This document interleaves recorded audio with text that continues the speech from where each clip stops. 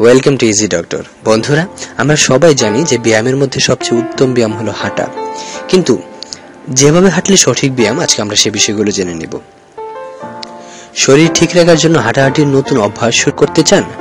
ঠিক কিভাবে হাঁটলে পর্যাপ্ত ব্যায়াম হবে, মাংসপেশি বা সন্ধির উপর বাড়তি চাপ পড়বে না, কিংবা শরীরে ব্যথা হবে না, সেই সব নিয়ে আপনার হয়তো সংশয় আছে। চলুন এ বিষয়ে কিছু জেনে নিই।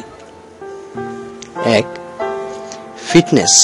রক্তে শর্করা বা চর্বির মাত্রা এবং ওজন ঠিক রাখার জন্য সপ্তাহে 150 মিনিট হাঁটাহাঁটি যথেষ্ট।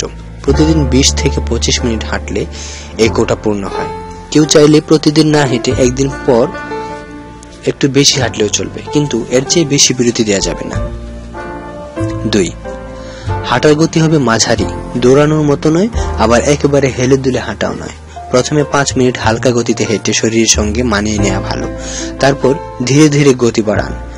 পরিশ্রম এমন হবে যে আপনি এক সময় ঘামতে শুরু করবেন, হৃদস্পন্দন দ্রুত হবে, শ্বাস প্রশ্বাস ঘন হবে। হাঁটা শেষে 5 মিনিট জিরিয়ে নিন। 3. হাঁটার শুরুতে শ্বাস প্রশ্বাসের ব্যায়াম করে নিতে পারেন।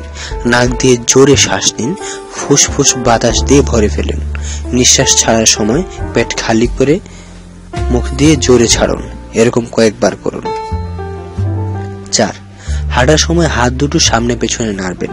90 ডিগ্রি কোণে হাত রেখে গতির সঙ্গে সামনে পিছনে সুইং করবেন, এতে ভারসাম্য ঠিক থাকবে।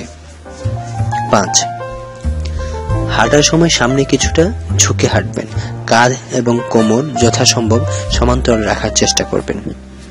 6. আরামদায়ক ঠিক মাপের কেডস জুতো পরে হাঁটুন, স্যান্ডেল বা খোলা জুতো পরে হাঁটবেন না।